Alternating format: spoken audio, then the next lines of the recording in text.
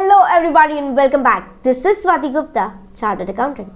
आज हम पढ़ने वाले हैं इंटरनेशनल फाइनेंशियल रिपोर्टिंग स्टैंडर्ड 2 या फिर आप कह सकते हैं इंडियन अकाउंटिंग स्टैंडर्ड 102। इन दोनों ही स्टैंडर्ड्स को साथ में पढ़ा जा सकता है क्योंकि डिफरेंस नहीं है, कार्व नहीं है। इस स्टैंडर्ड का नाम है शेयर बेस्ड पेमेंट। एक एक करके छोटी छोटी बातों पर चर्चा करेंगे, कुछ न्यूमेरिकल्स और एग्जाम्पल्स के साथ समझने की कोशिश करेंगे ये है क्या, अप्लाई कब होता है और इसकी अकाउंटिंग ट्रीटमेंट करा कैसे जाएगा। ओके, अब इससे पहले हम आगे बढ़े, अगर आप चैनल पर नए हो तो सब्सक्राइब कर लो, बेल आइकन को हिट कर दो ताकि कोई भी नया वीडियो मिस ना हो। इसके अलावा एक छोटी सी इन्फॉर्मेशन जो मैं देना चाहूँगी कि सारे ही स्टैंडर्ड्स हिंदी और इंग्लिश दोनों लैंग्वेजेस में अवेलेबल है। तो जो लैंग्वेज आपको सही लगती है, the language that suits you better, आप उसमें चेकआउट कर सकते हो और अपने बेसिक्स क्लियर कर सकते हो। क्या हम तैयार हैं आगे बढ़ने के लिए? चलो लेट्स बिगिन।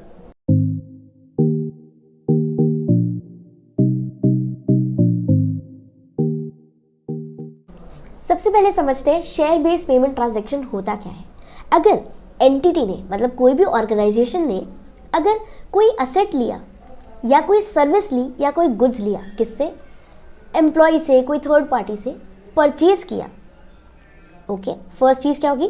कुछ उसने परचेज किया, या तो असेट या फिर सर्विस या कोई गुड्स, और उसके बदले में अगर उसने पेमेंट किया कैश में ना कर अगर fixed number of equity shares दे दे तो वो कहलाएगा शेयर बेस्ड पेमेंट, चाहे वो एम्प्लॉय हो चाहे वो थर्ड पार्टी हो। सिंपल सी बात है, अगर ऑर्गेनाइजेशन ने सिंपली कोई चीज़ परचेज करी है, उसके अगेंस्ट वो पेमेंट दे रही है, अगर इक्विटी शेयर्स में दे रही है और उसका नंबर फिक्स्ड है तो वो क्या कहलाएगा? Share based payment transaction. Okay, next आता है हमारे पास, इसको मेजर कैसा किया जाएगा।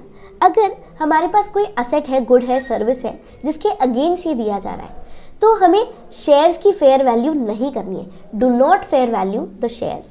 इंस्टेड जो असेट की, सर्विस की, गुड्स की जो फेयर वैल्यू है उसे ही शेयर्स की भी फेयर वैल्यू मान ली जाएगी। सिंपल सा है कॉन्सेप्ट, एक एग्जाम्पल से समझते हैं। फॉर एग्जाम्पल, अगर ए लिमिटेड ने इशू किए 10,000 इक्विटी शेयर्स, फेस वैल्यू कितना है? ₹10 है, for purchase of a plant, और प्लांट है 20 लाख रुपए का। ठीक है, तो क्या हमें इन शेयर्स की फेयर वैल्यू करने की ज़रूरत है? नहीं। अगर हमने कोई असेट के बदले में लिया है तो वो असेट की फेयर वैल्यू जो 20 लाख रुपए है वही शेयर्स की भी फेयर वैल्यू मान ली जाएगी। तो इसलिए हम करेंगे प्लांट अकाउंट डेबिट 20 लाख से और इक्विटी कैपिटल कितना कर देंगे? 20 लाख से। ठीक है, नेक्स्ट आता है accounting treatment of share based transaction from other entity. अगर अदर एंटिटी से कोई ट्रांजैक्शन किया जा रहा है और उससे अगर कोई शेयर बेस्ड पेमेंट किया जा रहा है तो कैसे करेंगे? पहले आइडेंटिफाई करो असेट क्या है, गुड क्या है, सर्विस क्या है। आइडेंटिफाई करो कि ट्रांजैक्शन है किस चीज़ का, गुड का, सर्विस का या फिर असेट का। फिर कंसिडरेशन देखो कितने का है भाई। नेक्स्ट उसकी जर्नल एंट्री पास कर दो। कैसे करेंगे? असेट, गुड्स या सर्विस डेबिट जो कंसिडरेशन से किया है, अग्रीड, जैसे 20 लाख से किया था प्लांट वाला पिछला एग्जाम्पल, वैसे ही सेम, और उसको बांट दो इक्विटी शेयर में और उसके बचे हुए किसमें? सिक्योरिटीज प्रीमियम में। ओके, अगर इन केस सर्विस है, बात समझना, अगर सर्विस के अगेंस्ट ऐसा किया जा रहा है और फिक्स नंबर ऑफ शेयर्स में ही दिया जा रहा है तो वो रिकॉर्ड तभी होगा जब सारी सर्विसेज दी जा चुकी हो। आर इशूड ओनली व्हेन, बहुत इंपॉर्टेंट बात है, शेयर्स तभी इशू किए जाएंगे, सेटलमेंट तभी होगा शेयर बेस्ड पेमेंट में जब पूरी की पूरी सर्विस रिसीव कर ली जाएगी, पूरी की पूरी सर्विस रेंडर कर चुकी है। ठीक है, ईयर एंड पे क्या करेंगे? सर्विस एक्सपेंस जो अगर है टू इक्विटी अकाउंट, और अगर हो सकता है 2 ईयर्स में हो रही हो, ठीक है, सर्विस है 8 महीने की है, अभी 6 महीने तो हो गए पर ईयर एंड हो गया, ठीक है, 31 मार्च आ गया है ना, और कुछ महीनों का बचा हुआ है, तो वो कैसे करेंगे? ईयर एंड पर एक बार के लिए हम करेंगे सर्विस एक्सपेंस जितना कर दिया था टू इक्विटी, और जब फाइनली सारी सर्विसेज ड्यू थी जो भी रिसीव हो जाए, रेंडर हो जाए, तभी जाकर हम क्या करेंगे? इक्विटी शेयर्स को रिकॉर्ड करेंगे। तो equity account debit to equity share capital to securities premium, पहले इक्विटी में डाल दिया, उसके बाद में जब भी हमें सही में अलॉटमेंट करना है फाइनल ट्रांजैक्शन, तब हमने equity account debit to share capital और सिक्योरिटीज प्रीमियम में डिवाइड कर दिया। नेक्स्ट आता है हमारे पास एम्प्लॉय शेयर बेस्ड पेमेंट, मतलब अभी तक हमने थर्ड पार्टी का पढ़ा था, अब हम देखते हैं अगर एम्प्लॉय से शेयर बेस्ड पेमेंट करेंगे तो कैसे कैसे कर सकते हैं। फर्स्टली, एम्प्लॉय से शेयर बेस्ड पेमेंट हम इक्विटी में सेटल कर सकते हैं, मतलब in case employees are issued equity shares in lieu of service. Okay, मतलब इक्विटी शेयर्स दिया और उनके बदले में कुछ भी नहीं लिया, उसकी सर्विस ली। कैश सेटलमेंट मतलब एम्प्लॉयज को कैश बेसिस पे दे दिया, paid cash on the basis of shares in lieu of service. क्या बोला है, इक्विटी शेयर्स दे दिए फर्स्ट वाले में, या तो आप कैश दे सकते हो। Employ settlement with cash alternative, in this case employees have option to exercise cash या फिर शेयर्स। इनको क्या दे दिया, ऑल्टरनेटिव दे दिया कि या तो आप इक्विटी ले लेना या फिर कैश ले लेना। लास्ट आता है ग्रुप सेटलमेंट स्कीम, बहुत इंपॉर्टेंट है, बात समझना थोड़ी सी डिफिकल्ट हो सकती है, कोशिश करूंगी समझाने की। चलो, होल्डिंग कंपनी है, सब्सिडरी कंपनी है, इसने एम्प्लॉय से सर्विस ली, पर इसको पेमेंट कौन कर रहा है, अगर सब्सिडरी पेमेंट कर रही है। क्रॉस कंपनी कर रहा है, मतलब सर्विसेज दी होल्डिंग को और इसको पेमेंट कौन कर रहा है, सब्सिडरी, या फिर वाइस वर्सा, एम्प्लॉय ने सर्विस दी सब्सिडरी को और होल्डिंग पेमेंट कर रही है। अगर ऐसा है तो इसे कहते हैं ग्रुप सेटलमेंट। ओके, इसे कहते हैं group settlement scheme. In this case shares are awarded by other entity in the group. तो क्या बोला हमने, 4 तरीके हो सकते हैं, या तो आपको इक्विटी दे दिया, कैश दे दिया, या इन दोनों में से ऑप्शन दे दिया, और लास्ट ग्रुप सेटलमेंट मतलब कोई ग्रुप कंपनी ने आपको पेमेंट कर दिया। चलो नेक्स्ट डिस्कस करते हैं इक्विटी सेटल स्कीम। ये क्या है, अगर कोई भी शेयर्स इक्विटी शेयर्स में सेटलमेंट हो रहा हो, वो या तो पास्ट परफॉर्मेंस की वजह से हो या फ्यूचर परफॉर्मेंस की वजह से हो, वो कहलाएगा इक्विटी सेटल स्कीम। ओके, अगर पास्ट परफॉर्मेंस के लिए है तो एक क्राइटेरिया बना रखा है जिसके लिए हम देते हैं ESPP, that is employee stock purchase plan. Okay, whereas अगर कोई फ्यूचर ऑब्लिगेशन है, कोई फ्यूचर सर्विसेज है, उसके अगेंस्ट आपको मिलने वाला है, ठीक है, इक्विटी शेयर्स का सेटलमेंट कब होने वाला है, फ्यूचर सर्विस के रिगार्डिंग, तो वो 2 ऑप्शन रहते हैं, या तो इसॉप या फिर इक्विटी स्कीम। ओके, हमने बोला equity settle scheme past performance और फ्यूचर परफॉर्मेंस दोनों के लिए हो सकती है। अगर पास्ट के लिए होती है तो हम employee stock purchase plan issue करते हैं, वेयरएज अगर फ्यूचर परफॉर्मेंस से रिलेटेड होती है तो हम उसे इसॉप या इक्विटी स्कीम में इंक्लूड करते हैं। ओके, नेक्स्ट आता है, एक एक करके डिस्कस करते हैं। ESPP employee stock purchase plan, ये कब किया जाएगा, जब पास्ट परफॉर्मेंस का ऑब्लिगेशन होगा। ओके, अब बात समझना, अगर शेयर्स दिए जा रहे हैं एम्प्लॉय को, किस पर दिए जाएंगे, हर वक्त डिस्काउंट पर इशू होंगे। मतलब मार्केट प्राइस फॉर एग्जांपल चल रहा है 100 रुपीज़, तो कंपनी हमेशा अपने एम्प्लॉयज़ को ऑफर करेगी, अरे यार मैं आपको 85 में ही दे रही हूँ, होगा ऐसा, ठीक है। तो अगर ये डिस्काउंट का ऑप्शन दे रखा है, डिस्काउंट का ऑप्शन एम्प्लॉय को दिया जाता है, तो वो एक्सरसाइज करने के लिए क्या मिलता है उसको एक इंसाइट रहता है, एक बेनिफिट मिलता है कि अरे यार ये डिस्काउंट का मैं फ़ायदा उठा सकता हूँ, तो वो ये परचेज करने के लिए कोशिश करेगा, क्योंकि मार्केट में सेल रेट क्या चल रही है, 100 रुपीज़। तो एम्प्लॉय को क्या प्रिविलेज दी जा रही है कि उसको डिस्काउंट पे दिया जाएगा ये हमेशा, और हमेशा सिंस ये पास्ट परफॉर्मेंस के रिगार्डिंग है तो कुछ भी और आगे मिलना नहीं है, तो हमें एसेट लाइबिलिटी तो उसके को बताना नहीं है, इंस्टेड उसे पूरा का पूरा डायरेक्टली हम क्या करेंगे, एम्प्लॉय बेनिफिट एक्सपेंस में चार्ज करेंगे, डायरेक्टली पूरा का पूरा P&L की तरफ ले जाएंगे। ओके, नेक्स्ट हमारे पास आता है, अगर यहाँ पर जब भी एम्प्लॉय को दिया जाता है तो कुछ लॉक इन पीरियड दिया जाता है। ऐसा नहीं कर सकते ना कि करंट मार्केट प्राइस 100 रुपये चल रही है और आज इसको 85 में दे दिया तो ये तो कल की कल में 15 रुपये का बेनिफिट हो जाएगा। तो लॉक इन पीरियड जनरली इसमें दिया जाता है ताकि एम्प्लॉय ऐसा फ़ायदा ना उठा सके। ओके, इसके अलावा जो फेयर वैल्यू लॉक्ड शेयर्स की चल रही है माइनस एक्सरसाइज प्राइस क्या है, जिस प्राइस को देने के बाद में ये जो 85 रुपया जो चार्ज किया जा रहा है ना एम्प्लॉय से, ये कहलाता है exercise price.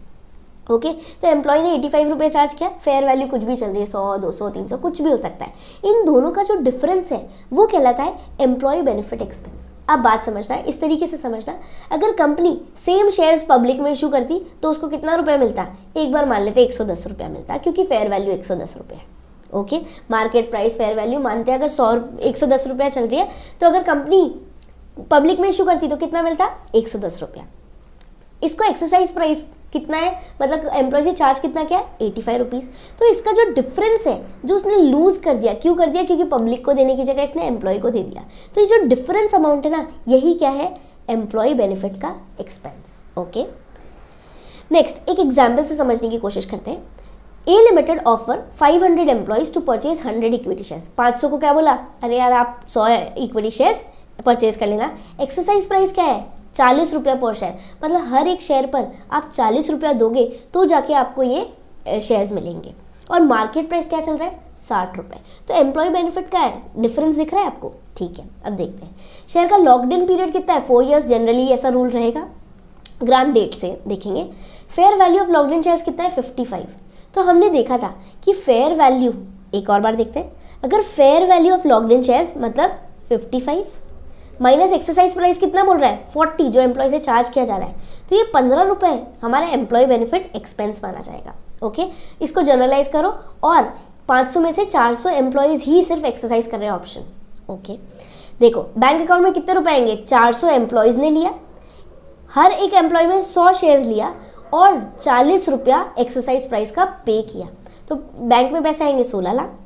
Employ benefit expense balancing figure बाद में निकालते हैं, या फिर आप बोल सकते हो 400 शेयर्स 100 रुपये इंटू 15, और ये 15 कैसे निकाला हमने, ऐसे निकाला फेयर वैल्यू का माइनस एक्सरसाइज प्राइस, ये 15 रुपये, तो हमारे पास आ गया 6 लाख रुपये। Employee stock equity share capital कितने की बनेगी, 400 इंटू 100, इतने तो शेयर्स है, इंटू 10 रुपये इसकी फेस वैल्यू दे रखी है, फेस वैल्यू कितनी है 10 रुपये, तो 4 लाख के तो इक्विटी शेयर्स हो गए, बचा हुआ बैलेंस इन फिगर आपके पास आ गया सिक्योरिटीज प्रीमियम। समझ आया कैसे, एम्प्लॉय से जितना चार्ज किया वो बैंक में आ गया। इसके अलावा जो डिफरेंस है फेयर वैल्यू और उसका, वो आपने क्या किसकी तरह रिकॉर्ड कर दिया, एम्प्लॉय बेनिफिट एक्सपेंस की तरह। जो फेस वैल्यू था उस पर आपने इक्विटी शेयर्स को रिकॉर्ड कर दिया, बचा हुआ शेयर सिक्योरिटीज प्रीमियम हो गया। नेक्स्ट आता है, और समझने के लिए ये देखते हैं बेसिक अंडरस्टैंडिंग कि वेस्टिंग पीरियड क्या होता है और एक्सरसाइज पीरियड क्या होता है। अब बात समझना, हो सकता है कुछ कंडीशन लगा रखे कि अरे यार आपने अगले 3 साल सर्विस दी ना, उसके बाद में आप इस तारीख से अगले 3 महीने तक, ठीक है, क्या कर सकते हो आप, ये शेयर्स एक्सरसाइज कर सकते हो, 40 रुपया देना और अपना ले जाना शेयर्स, हो सकता है ऐसा। तो ये जो 3 साल की कंडीशन है ये कहलाती है वेस्टिंग पीरियड। क्या कहलाती है, वेस्टिंग पीरियड। ये जो कंडीशन है वो फुलफिल हो जाए, उसके बाद जो वक्त दिया जाता है कि अरे यार अगले 2 महीने में, अगले 3 महीने में, अगले 1 साल में, कितना भी हो सकता है, कि आपके पास ऑप्शन खुला रहेगा, आप चाहो तो एक्सरसाइज करना या फिर मत करना, आप एंटाइटल्ड हो जाओगे, तो वो पीरियड कहलाएगा एक्सरसाइज पीरियड। सिंपल वर्ड्स में समझाने की कोशिश कर रही हूँ। तो contract date between employer and employee क्या कहलाती है, ये grant date. Market price means price of equity shares in the market, जो ग्रांट डेट पर चल रही है। एक्सरसाइज प्राइस कौन सी होगी, जो एम्प्लॉय पे करेगा उस शेयर्स को लेने के लिए। इंट्रिंसिक वैल्यू क्या आएगी, मार्केट प्राइस जो चल रही है और उनसे जो चार्ज किया गया, इनका जो डिफरेंस है वो कहलाएगा इंट्रिंसिक वैल्यू। ठीक है, नेक्स्ट आता है छोटे छोटे टर्म्स, वो देखते हैं। इसके बाद में इनको यूज़ कैसे करना है और इसका कैलकुलेशन कैसे करेंगे हम न्यूमेरिकल के साथ समझेंगे। और अगर आपने ये आने वाला फॉर्मेट समझ लिया ना, तो आपका हर एक क्वेश्चन हो सकता है, चाहे वो ACCA का हो, चाहे वो CA फाइनल लेवल का हो। ओके, प्लीज़ ध्यान से बने रहना और साथ साथ देखना। इसका क्वेश्चन आता है एग्जाम में, फेयर वैल्यू एक्सपेंसेस पर equity shares after considering all future fluctuations. Fair value क्या रहेगी, फ्यूचर फ्लक्चुएशंस देखने के बाद में जो निकलती है, आप नॉर्मली PV फैक्टर्स वगैरह लगा के निकालते हो। ठीक है, वेस्टिंग पीरियड क्या रहेगा, जिस टाइम पे वो कंडीशन फुलफिल नहीं हुई है, वो कंडीशन पीरियड चल रहा है, ठीक है, वो क्या कहलाएगा, vesting period.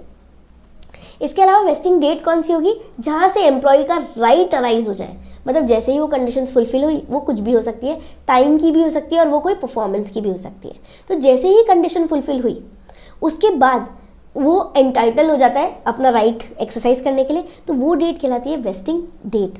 Exercise period during which कि वो एंटाइटल्ड है, जब चाहे जब वो पैसे देकर वो चीज़ ले सकता है, वो कहलाएगा एक्सरसाइज पीरियड। कैन सब्सक्राइब, ऐसा पीरियड जब वो इक्विटी शेयर सब्सक्राइब कर सकता है। रिकॉग्निशन ऑफ एक्सपेंस, अगर entity shall recognise fair value of equity ESOP as expense during the vesting period on SLM basis. देखो सिंपली अगर 3 साल का है, अभी हम देखेंगे ये कैसे करते हैं। एग्जाम्पल 3 साल का वेस्टिंग पीरियड है, तो तीनों का 3 साल का क्या करेंगे हम, 1/3 3 साल में ये प्रोविजन बनाते रहेंगे और फिर फाइनली जब देना होगा तो इस प्रोविजन को यूज़ कर लेंगे। ओके, तो क्या बोल रहे हैं, SLM बेसिस पर, मतलब इक्वेटेड प्रपोर्शन पर ये बांट दी जाती है during among that over that vesting period, 3 साल का, 5 साल का, 7 साल का, कैसे भी हो सकता है। Equity means scheme where employees are not charge, very important thing. Equity में एम्प्लॉय से कोई कैश नहीं लिया जा रहा है, जबकि अगर हम ESOP की बात करें तो कुछ चार्ज लिया जा रहा है। फॉर एग्जाम्पल अगर 100 रुपये का कोई इक्विटी शेयर है, उसमें अगर एम्प्लॉय से कुछ चार्ज किया जाए, यार 40 रुपये दे देना, 85 रुपीज़ दे देना, तो अगर वो चार्ज किया जाए तो वो कहलाएगा ESOP, अगर वो चार्ज नहीं किया जाए तो वो कहलाएगा इक्विटी स्कीम। ओके, तो नेक्स्ट देखते हैं। अगर बेसिक देखना है इसका शेयर बेस्ड पेमेंट अरेंजमेंट का, तो सबसे पहले आइडेंटिफाई करो टर्म्स ऑफ अरेंजमेंट क्या है, कितने एम्प्लॉयज़ हैं, कितने नंबर ऑफ इक्विटी शेयर्स देने हैं, जैसे अपने एग्जाम्पल में 100 थे, किसी में 10 हो सकते हैं, 5 हो सकते हैं, 1 हो सकता है। फेयर वैल्यू ग्रांट डेट की क्या है, और इसके अलावा एस्टिमेटेड डिपार्चर क्या है कि कितने जने, एग्जाम्पल हमने देखा कि 500 जने एंटाइटल्ड थे लेने के लिए, पर सिर्फ 400 जनों ने एक्सरसाइज किया। क्या 100 जनों ने नहीं किया? ये 100 जने कौन है? आप मान लो उन्होंने एक्सरसाइज नहीं किया, डिपार्चर है या छोड़ के चले गए, तो वो एस्टिमेशन भी रखना होगा ताकि हम प्रोविजन हमारा परफेक्टली बना सके। लास्ट में आपका वेस्टिंग पीरियड देखना है, या तो फिक्स होगा टाइम पीरियड की बेसिस पे, या फिर हो सकता है परफॉर्मेंस की बेसिस पे हो। तो अगर डिफरेंट हो सकता है तो आपको कैलकुलेट करना पड़ेगा डिफरेंट कंडीशंस के हिसाब से।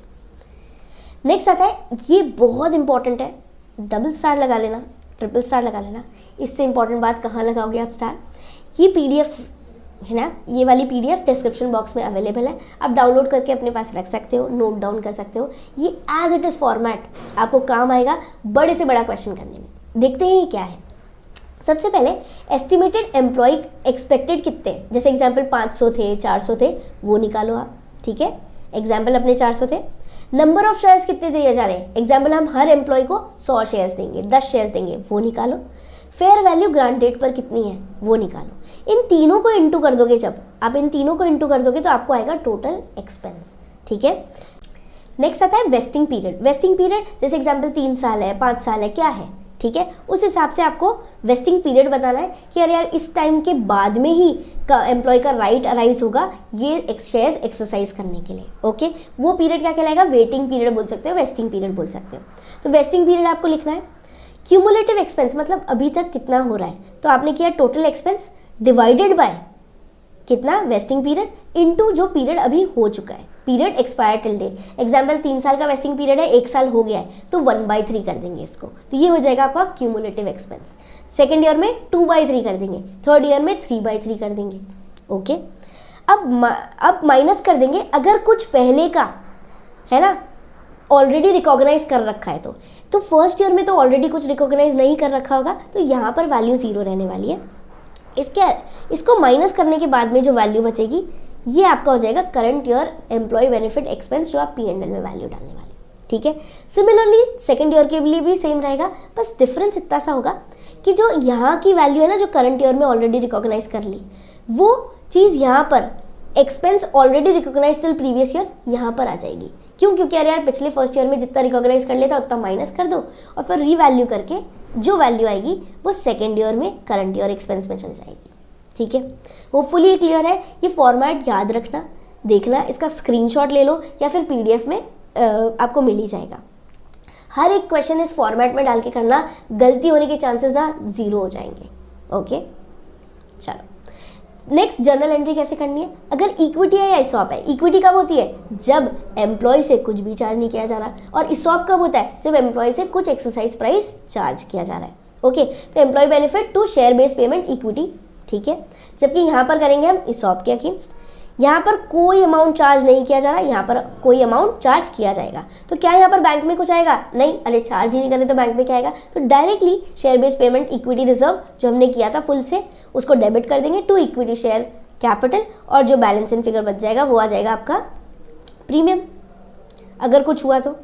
यहाँ पर बैंक अकाउंट में कोई अमाउंट आएगा, क्यों आएगा, क्योंकि हम कोई अमाउंट चार्ज कर रहे हैं। फिर इसॉप जो पहले किया था उसको डेबिट कर देंगे to equity share capital to securities premium. Next, अगर फोरफीट किया तो क्या करेंगे, रिवर्स कर देंगे। इक्विटी शेयर जो अपने रिजर्व बना रखा था, क्रेडिट कर रखा था, उसे डेबिट करके जनरल रिजर्व में ट्रांसफर कर देंगे। ट्रांसफर कर देंगे किसको, टू जनरल रिजर्व, ओके। इसके बाद में इक्विटी शेयर्स को दिखाएंगे कहाँ पे, नोट्स में अलग से equity share reserve and surplus में दिखा देंगे कि इसका बाइफर्गेशन क्या है, इसमें कितना फोरफीट हुआ, कितना जनरल था, ये रिजर्व दिखा देंगे स्पेशली। नेक्स्ट आता है डिटर्मिनेशन ऑफ वेस्टिंग पीरियड। मैंने बोला वेस्टिंग पीरियड क्या होता है, वेटिंग पीरियड, एक तरीके से वो कंडीशन फुलफिल होगी तब जाके तो राइट अराइज होगा एक्सरसाइज करने का। तो ये जो कंडीशन है, जो वेटिंग पीरियड का टाइम है, इसको वेस्टिंग पीरियड बोलते हैं। ये हो सकता है परफॉर्मेंस बेस्ड हो और हो सकता है कोई टाइम पीरियड बेस्ड हो, ठीक है। तो देखो, अगर सर्विस बेस्ड है तो पीरियड प्रेस्क्राइब्ड होगा 3 साल, 5 साल, 10 साल, जो भी है। अगर परफॉर्मेंस बेस्ड है तो हर साल हो सकता है डिटरमाइन करना पड़े कि अरे यार एग्जाम्पल कोई टारगेट है कि अरे आपका टर्नओवर जब 1 करोड़ पहुंचेगा ना तो जाके आपको इक्विटी शेयर्स मिलेंगे, हो सकता है ऐसा। तो 1 करोड़ पता नहीं इस साल पहुंचे, अगले साल पहुंचे, जो हो सकता है डिफरेंट हो सकता है, तो आपको हर साल एनालिसिस करना पड़ेगा। ओके, तो परफॉर्मेंस बेस्ड है और अदर परफॉर्मेंस कंडीशन है, तो इधर मार्केट प्राइस पे देखना पड़ेगा और अदर परफॉर्मेंस कंडीशन पे देखते हैं। मार्केट प्राइस पर बेस्ड है तो क्या होगा, at the time of calculating fair value at grant date adjustment is made for uncertainty that market price may not reach that target level। ठीक है, एग्जाम्पल मार्केट प्राइस जब 100-200 रुपये का हो जाएगा ना, तब जाके हम ये शेयर्स इशू करेंगे। कुछ भी हो सकता है, टर्नओवर का हो सकता है, तो मार्केट प्राइस का है तो हम हर बार क्या देखेंगे, अनसर्टेनिटीज को ऐड करते हुए चलेंगे। Hence even if market price does not reach target level, adjustment is not needed in fair value calculated at grant date. Grant date में फिर चेंज करने की जरूरत नहीं है।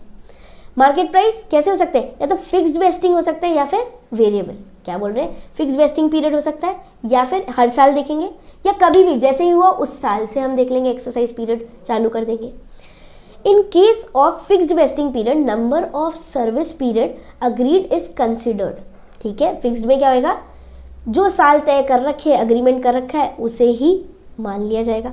It means vesting period is given in question. पर अगर ये वेरिएबल है तो ये prescribed period is specified with wasting and exercise. क्या बोल रहे हैं, कंडीशन अलग से देनी पड़ेगी, बतानी पड़ेगी, और हर फिर देखते जाएंगे कि अरे यार हुआ या नहीं हुआ, ये वाली चीज़ अचीव हुई तो वेस्टिंग पीरियड उससे रिड्यूस हो जाएगा, नहीं हुई तो एक साल और बढ़ जाता है। फिर एक एग्जाम्पल से समझते हैं। A limited offer 500 employ 50 equity shares to each employ for target price of ₹70। 70 रुपये का मिलेगा। एक्सरसाइज प्राइस कितना है, 70 रुपये का। नहीं 50 इक्विटी शेयर्स मिलने वाले हैं, और टारगेट प्राइस मतलब मार्केट प्राइस कितना है, 70 रुपये।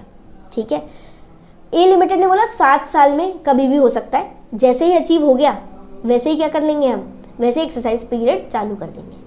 तो अगर आपका फॉर एग्जाम्पल जैसे अगर 5 साल में हो गया तो बचा हुआ साल एक्सरसाइज पीरियड में कन्वर्ट हो जाता है। Employee has exercise period remaining in 7 years after vesting period, vesting condition is met. ठीक है, एग्जाम्पल 10 साल की कंडीशन थी, आपने 2 साल में पूरी कर दी, तो पूरे बचे हुए 8 साल क्या कन्वर्ट हो जाएंगे, एक्सरसाइज पीरियड, कि एम्प्लॉय जब चाहे जब पैसे देके या बिना दिए क्या कर सकता है, वो शेयर्स को, इक्विटी शेयर्स को एक्सरसाइज कर सकता है, ले सकता है, क्योंकि वो एंटाइटल्ड होगा। कंडीशन 9 साल में पूरी तो बचा हुआ 1 साल एक्सरसाइज पीरियड। कंडीशन पूरे 10 साल में हो गई तो 10 साल एंड होने के बाद में exercise period. Okay, in such situation entity shall estimate vesting period at grant date, expenses are recognized in estimated vesting period। क्या बोला, वेस्टिंग पीरियड में क्या कर देंगे, डिवाइड कर देंगे SLM बेसिस पर। Subsequently if vesting period revise then consider following. अगर इंक्रीज हो गया तो क्या करना है, तो फिर इग्नोर करना है, पर अगर डिक्रीज हो गया तो आपको सारे के सारे एक्सपेंस उसी साल में इंक्लूड कर लेना है, रिकॉग्नाइज कर लेना है। आप बात समझना, अगर टाइम पीरियड और बढ़ गया तो ठीक है, कोई दिक्कत नहीं, कुछ नहीं करना। पर अगर रिड्यूस हो गया, नहीं यार इस साल ही रिकॉग्नाइज हो गया सब कुछ, इस साल ही कंडीशंस मीट हो गई, तो वेस्टिंग पीरियड खत्म हो गया। वेस्टिंग पीरियड जैसे ही खत्म हो गया तो आपको इसी दौरान सारे के सारे एक्सपेंस को क्या करना पड़ेगा, रिकॉर्ड कर लेना पड़ेगा, क्योंकि आगे आने वाले साल में आप डिवाइड करके रुक तो सकते ही नहीं हो सकता है 3 साल की कंडीशन थी, आपने 1/3 करके फर्स्ट ईयर में, सेकेंड ईयर में सोच रहे थे कर लेंगे अपन प्रोविजन, पर पता चला फर्स्ट ईयर में ही कंडीशन फुलफिल हो गई। ठीक है, टाइम पीरियड कैसा हो गया, डिक्रीज हो गया, तो क्या आप बचे हुए 2 साल में 1/3 चार्ज करने का वेट करोगे, नहीं करोगे। तो आप क्या बोलोगे, वेस्टिंग पीरियड अब 1 साल का ही है, पूरा का पूरा खर्चा उसी साल में क्या कर लो, रिकॉग्नाइज कर दो। तो इंक्रीज हुआ तो इग्नोर करो, डिक्रीज हो गया अगर टाइम पीरियड तो तभी की तभी सारा का सारा एक्सपेंस क्या कर लो, रिकॉग्नाइज कर लो P&L में। इसकी समरी दे रखी है, अगर फिक्स्ड है तो प्रेस्क्राइब पीरियड होगा, नहीं है तो फिर ग्रांट डेट पर जो है वो। सब्सिक्वेंटली अगर इंक्रीज हो गया तो इग्नोर करना है, और डिक्रीज हो गया तो रिकॉग्नाइज कर लो सारा का सारा इमीडिएटली। परफॉर्मेंस कंडीशन है, अगर बोला था 2 कंडीशन हो सकती है, मार्केट प्राइस या अदर देन मार्केट प्राइस। तो अगर अदर देन मार्केट प्राइस है, एग्जाम्पल टर्नओवर की है, तो क्या होगा, अगर एस्टिमेट गिवन है या नहीं है। अगर गिवन है तो calculate at each vesting period, her vesting period पे कैलकुलेट करते रहो कि अब हुआ क्या, नहीं हुआ। ठीक है, ऐसे हर बार कैलकुलेट करते रहो। और अगर एस्टिमेट गिवन नहीं है तो जो करंट ईयर चल रहा है प्लस 1 साल मानकर चलो। क्या बोला, एस्टिमेटेशन की एस्टिमेट गिवन है तो क्या बोलोगे आप, वेस्टिंग पीरियड पे हर बार कैलकुलेट करते रहो, वेस्टिंग पीरियड को हर बार कैलकुलेट करते रहो। और अगर एस्टिमेट नहीं दिया हुआ है तो जो चल रहा है पीरियड +1 गिनते जाओ, हमेशा +1 गिनते जाओ, तो जितना किया उसका डिवाइड करके इस बार रिकॉग्नाइज करो और जो बचा हुआ है वो अगले साल कर लेना। It may be possible that some employ may not complete specified performance target, हो सकता है टारगेट परफॉर्म नहीं करे, टारगेट तक नहीं जाए, तो फिर क्या किया जाएगा, उन लोगों को हटा दिया जाएगा, एस्टिमेटेड सब्सट्रैक्शंस कर लिए जाएंगे। Due to such variation fair value at grant date is not adjusted, however number of employees adjusted. क्या बोल रहे हैं, एम्प्लॉय जैसे 500 की जगह 400 ने एक्सरसाइज किया, उसमें से भी 10 छोड़ के चले गए तो 390 बचे, तो हम एम्प्लॉय का नंबर एडजस्ट करते हैं, ग्रांट डेट की फेयर वैल्यू एडजस्ट नहीं करेंगे। ये सुपर पॉइंट है, ठीक है। क्या बोला हमने, एम्प्लॉय छोड़ के चले गए या फिर नहीं एक्सरसाइज कर रहे, कुछ भी वजह है, अगर एस्टिमेशन चेंज होता है तो नंबर ऑफ एम्प्लॉयज चेंज होंगे, फेयर वैल्यू ग्रांट डेट की चेंज नहीं होगी। नेक्स्ट आता है modification in share based plan. क्या किया जाता है, अगर कोई चेंज किया तो क्या करेंगे, इंक्रीज डिक्रीज हुआ, एग्जाम्पल एक्सरसाइज प्राइस में, वेस्टिंग पीरियड में, नंबर ऑफ शेयर्स में, परफॉर्मेंस कंडीशन में, अगर इन सब में किसी में भी चेंज होता है तो क्या करेंगे, अगर फेवर ऑफ एम्प्लॉय में है तो एक्सपेंस बढ़ा दो, मतलब एम्प्लॉय के हित में, मतलब कंपनी को कॉस्टिंग बढ़ने वाली है, कंपनी को कॉस्टिंग बढ़ने वाली है तो आप अभी से एक्सपेंस बुक कर दो, ओके। और अगर एम्प्लॉय का अगेंस्ट में तो कंपनी को मुनाफा होने वाला है, मुनाफा होने वाला है तो आप बुक कर लो, ऐसा हो सकता है। पर हमारा इंडेस थोड़ा सा बोलता है क्या कि अरे यार अगर इनकम है ना, अगर इनकम है तो रिकॉग्नाइज करने बोलता है नहीं, ठीक है। तो यहाँ पे बोला है as Ind AS 102 prescribe that grant date fair value is minimum expense to be recognise, उससे कम मत करना, ठीक है। ग्रांट डेट पे जो फेयर वैल्यू थी उससे कम मत रिकॉर्ड करना, और इंक्रीज हो जाए अगर एक्सपेंस, अगर फेवर में हो एम्प्लॉय के तो आप रिकॉग्नाइज कर लो एक्सपेंस को। नेक्स्ट समरी सिंपल है, अगर फेवर में एम्प्लॉय के तो कंसिडर करो, बनाओ प्रोविजन, अपने एक्सपेंस को बढ़ाओ, और अगर फेवर में नहीं है एम्प्लॉय के, अगेंस्ट में, तो एम्प्लॉय कंपनी को मुनाफा होगा, मुनाफा होगा तो इग्नोर कर दो, मुनाफा इग्नोर करते, एक्सपेंसेस रिकॉर्ड करते। कौन सा है ये, कंजर्वेटिव अप्रोच, ठीक है। प्रूडेंस आप बोल सकते हो। Treatment of expense, recognise grant date जो फेयर वैल्यू पे है उसके ही लेनी है, ग्रांट डेट पे जो फेयर वैल्यू चल रही है उस पर रिकॉर्ड करी जाएगी। Recognise incremental expense due to modification in remaining vesting period on SLM basis. अगर समझो 5 साल का था, 2 साल बाद पता चलता है कुछ चीज़ बढ़ गई, चेंज हो गई, तो बचे हुए 3 साल में आप उसको रिकॉर्ड कर लो डिवाइड कर कर, ठीक है। जो इंक्रीज हो गया उसको डिवाइड बाय 3 कर लेना बचे हुए वेस्टिंग पीरियड में और उसमें बांट देना। इंक्रीमेंटल एक्सपेंस का क्या किया जाएगा, जो मॉडिफिकेशन, सिंपल समझना, ओरिजिनल वाला क्या बोलता है प्राइस फेयर वैल्यू, और मॉडिफिकेशन के बाद उसकी फेयर वैल्यू क्या बोलती है, इन दोनों का जो डिफरेंस है वो इंक्रीमेंटल किया जाएगा, इंक्रीमेंटल माना जाएगा, और वो आगे आने वाले सालों के वेस्टिंग पीरियड में डिवाइड कर दिया जाएगा। अगर एक ही वेस्टिंग पीरियड है हाथों हाथ रिकॉग्नाइज कर लो। सिंपल सा देखना, fair value of modified share based plan at modification date और minus fair value of original plan at modification date. एक डेट है, एग्जाम्पल 1 सितंबर 2018, कुछ भी हो सकती है, ठीक है। एग्जाम्पल यहाँ पर दे रखी है 2013 में दे रखा है। अगर आपने कोई मॉडिफिकेशन किया 2013 पे, तो उस शेयर बेस्ड प्लान का ओरिजिनल फेयर वैल्यू क्या होती है इस डेट पर, और मॉडिफिकेशन के वक्त फेयर वैल्यू क्या होती है, इन दोनों का जो डिफरेंस है वो कहलाएगा आपका इंक्रीमेंटल एक्सपेंस।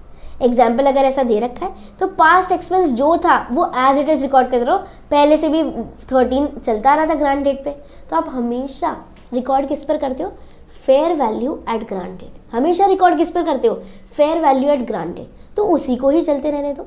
अगर कोई मॉडिफिकेशन की वजह से चेंजेस होता है तो ध्यान से देखना, मॉडिफिकेशन डेट पर क्या है फेयर वैल्यू और ओरिजिनल प्लान की क्या है वैल्यू, इन दोनों की फेयर वैल्यू को कंपेयर करेंगे, जो डिफरेंस आएगा वो इंक्रीमेंटल डिफरेंस को आप रिकॉर्ड करोगे किसमें, रिमेनिंग ईयर्स में, ओके।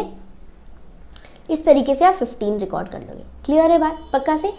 मॉडिफिकेशन डेट की बात हो रही है, मतलब जिस दिन चेंज हुआ 2013 में जाके चेंज हुआ, तो एक्चुअल प्लान का क्या फेयर वैल्यू है और मॉडिफाइड प्लान का क्या वैल्यू है, इन दोनों का जो डिफरेंस है वो इंक्रीमेंटल कहलाएगा। और पहले का जो कॉस्ट है वो तो मिनिमम है, वो तो एज इट इज ही रहेगी, और वो कौन सी होती है, वो ग्रांट डेट पर जो फेयर वैल्यू है उस पर रिकॉर्ड किया जाता है। I hope I am clear. फिर भी कोई डाउट हो तो कमेंट सेक्शन में आसानी से पूछना।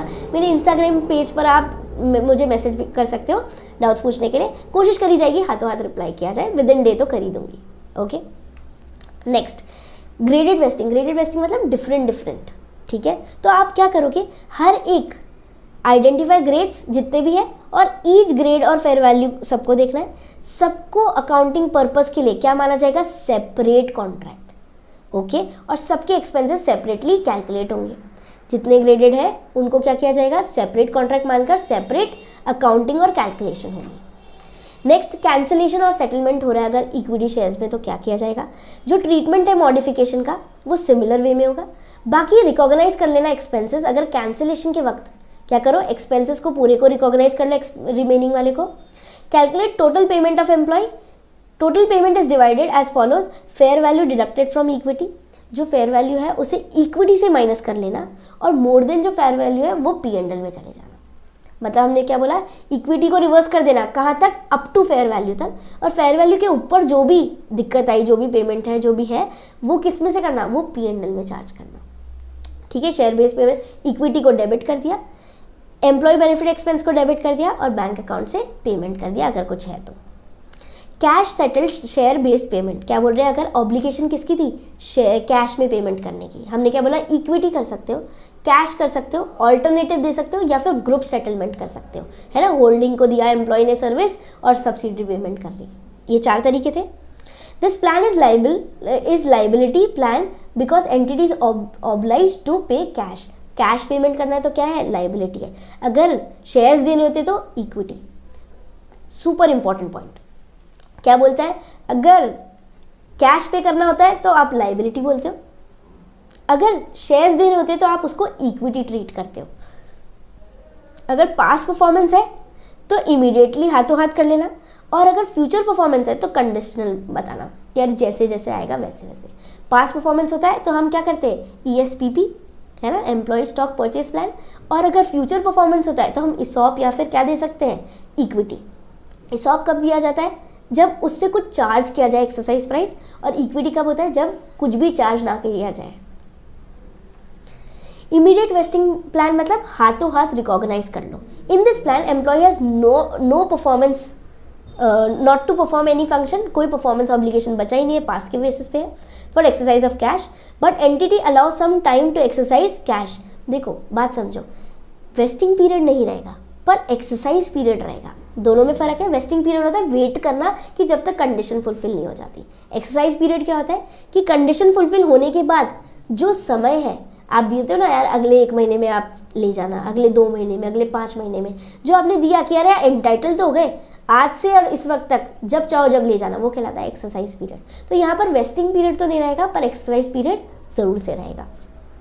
ठीक है, ईच रिपोर्टिंग डेट पर चेंज करने पड़ेगी उसकी फेयर वैल्यू, जैसे जैसे वो लेते हैं। मान लो 3 साल का है एक्सरसाइज पीरियड, या 6 महीने का है पर वो बैलेंस शीट डेट आ रही है, तो आपको उस हिसाब से फेयर वैल्यू हर बैलेंस शीट डेट पर रिवाइज करनी होगी। स्टेप्स कैसे होगा, रिकॉग्नाइज करो ग्रांट डेट की फेयर वैल्यू, और उसके बाद में change in fair value at each reporting date shall be accounted as and when occur. Grant date की फेयर वैल्यू तो मिनिमम है, उस पर तो रिकॉर्ड करना ही है, फिर कुछ चेंज होता है तो जैसे जैसे हर साल होगा वैसे वैसे रिकॉर्ड होता जाएगा। लास्ट हमारे पास आता है कंडीशनल वेस्टिंग, जो बोलता है डिटरमाइन करो पहले vesting period, recognise expenses during vesting period और क्यूमुलेटिव SLM बेसिस, कि एक साथ में डाल दो और फिर हर साल में डिवाइड करते रहना।